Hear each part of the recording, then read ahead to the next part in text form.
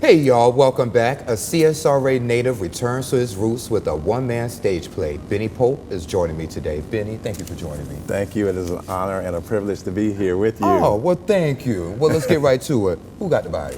That's what we got to find out. Yeah. Who got the body? Because you know, in the community where I grew up, Yeah. I don't know about yours, but whenever someone passed in the community, you know, you get that call and folks say, you know, Miss Sarah died.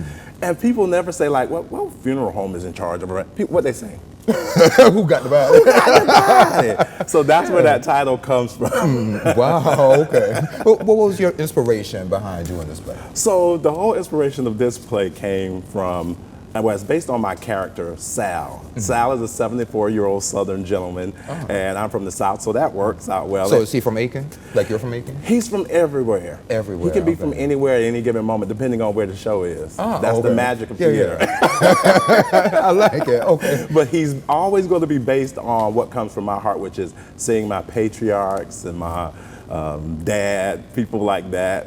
Just the way they handle things, they're very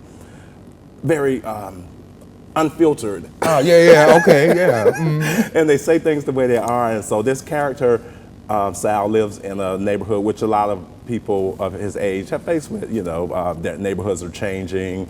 They have like coffee shops selling $5 coffee in their neighborhood all of a sudden, and people who they've never had to live with before of different nationalities, things like that are living there. So it kind of goes on his journey of one of his neighbors passing and him sharing this with some residents who have been there with him, but also some newer residents who become friends of his, but how their cultures and things like that, how they want to have that input and how well he takes that. Oh, okay. And also he's dealing with the estranged children coming back all of a sudden, wanting to find out how much money is left for them, if any. And it just really is a light look at that. You know, a lot of us face it and things, but it's kind of like a light look at that and some of the more funny, more comical things that happens when so it's not a morbid piece, it's a very funny piece that I know a lot of people will be able to relate to, like, that's Aunt Susie, that's Uncle Jimmy. Yeah. Where's she going with 15 plates from the repast? You know, that type of thing. We all can relate to that, right? So it's going to be hilarious. So how long did it take for you to put this on? So to write this show, probably 2 days. Oh, wow, okay. The first play I did with this character, like I said, was a stand-up character, and then I was challenged to make it into a play, a one-man play at that. And so the first play I did was Who Is You Hollering At? I did it in Baltimore. Yeah, I was going to ask you about that too. I did it in Baltimore, got great reviews there, and I wanted to bring that home, which I did last summer, around this time actually. Well received, well attended, folks enjoyed it, and one of the biggest things was they could relate to it. So how do you keep your audience engaged? Because it's just a one-person show. And you've done shows where it was a whole ensemble of people, and then this one is just you. Right, that's the beauty of this, and that's what I love about creativity that we've been gifted with in our minds. So, you know, I've done anything from James Weldon Johnson to Shakespeare, and then there's this. And what makes this unique is that it's a one-man show with 5 neighbors and other people. And I've had to write it such that I'm able to ask a question and give you a response, but I have to do all of that. And that's where the writing comes in. And so also the play that I did last year, Who Is You Hollering At, I had that same formatting. And one of the things that gave me a sigh of relief was when I first did it, the reviewers got it and they were like, I was like, yes. Yeah. And then the audience got it. And then when I came here, one of the biggest things, people were like, you know, I saw your neighbor to the right, I saw this neighbor, I saw Olame, you know, I saw Fatback, I saw the other, you know, I saw the dog, you know, so that is where that creativity piece, you know, and you're like, wow. Well, Benny, is it challenging for you to do multiple roles in this one play?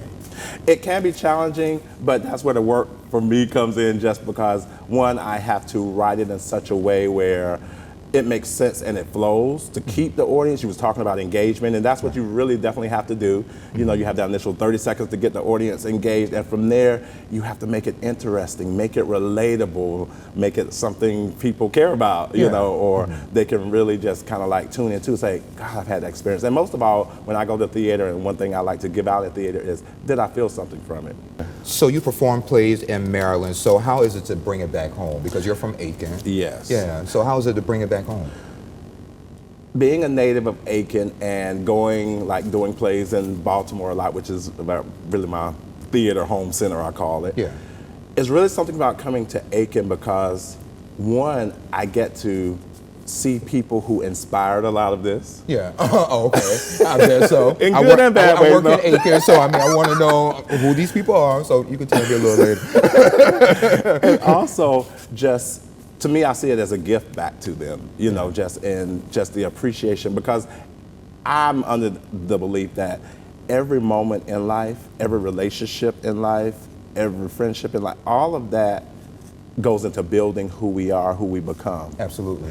And to come back and to know that what you're doing has been because of what some minister in your life, or your pastor, or your cousin, or your friend, that means a lot. So especially also I think about those teachers that I had that, you know, sitting in their literature class and being made to, you know, read these novels and things, and also made to, you know, do your own creative writing. I think back on that and I don't take that lightly, that wow, they really poured into me. Well, how did you feel about it when you were in school? Like, did you appreciate it then, or were you just like mad at them, like, I can't believe I have to do this? Actually, I was kind of all over the place. I didn't want to do it, but it was kind of fun, like, you know, and so it was kind of in the back of my mind. So ironically, I think I must be middle brain, because my background is microbiology. Yeah, and I was going to ask you that because that's on my notes. Background in microbiology. How'd you transition from science to acting and comedy? But So, go ahead. I just was always one of those people, growing up in the country, out over in Aiken County, always outside. I always knew I wanted to be I just knew general terms back then, either a scientist, you know, I wanted to be a scientist, but either a biologist or a chemist. Didn't know what those were, but as I, you know, began to grow up, I just started discovering the whole different branches of those. Yeah. And so I then kind of, when I went to college, I went to Clemson, and I I went to USC. No, oh, wow. Interview over. Interview over. No, we gonna go ahead and let it go on. We got peace. Okay, good. So one of the things was that I started out in engineering. After my first year, I said, you know, let me go back to my first love. So I ended up going to microbiology. Had a great career in pharmaceutical medicines, things of that nature, and I'm also a learning and development advisor, and so I do facilitation, so you do it all, consulting, yeah. Oh, okay. But then I also have the left brain side, which one of the things, I'm glad I nurtured that, because all along while I've been, you know, working, you know, manufacturing, corporate, and all that, I've also been doing community theater, always doing, you know, leaving the lab, going to the theater. Wow. So, and I appreciate the fact now I've gotten older, doing more consulting now, and having more time to devote to the arts. That's just been amazing blessing in my life. Yeah. Let's go back to the play. So how can folks see it? So folks can see it at the Hardin Theater here in Evans, Georgia. Okay. That's going to be on July the 29th at 7:30 p.m.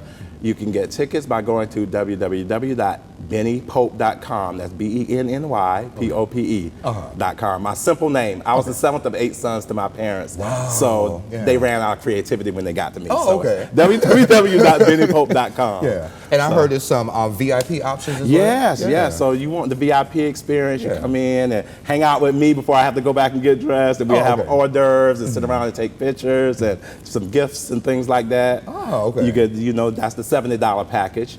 General admission, hey, we're gonna give you love too. You get to see the play. Okay. And you may see me afterwards. So those are $40. So go get those tickets now. Yeah, not bad at all. Okay, I think that's all the questions I have for you. But is there anything else you'd like to add before I let you go?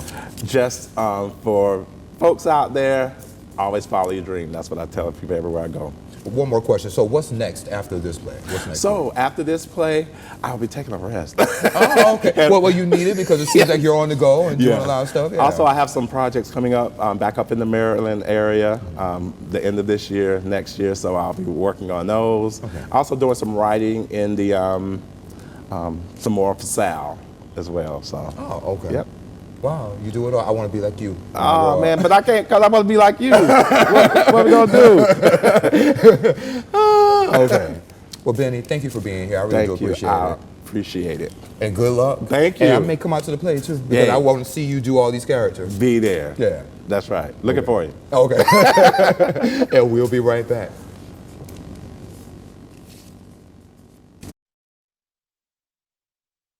Yeah, awesome. Okay, good. You got interviewer.com, of course. No,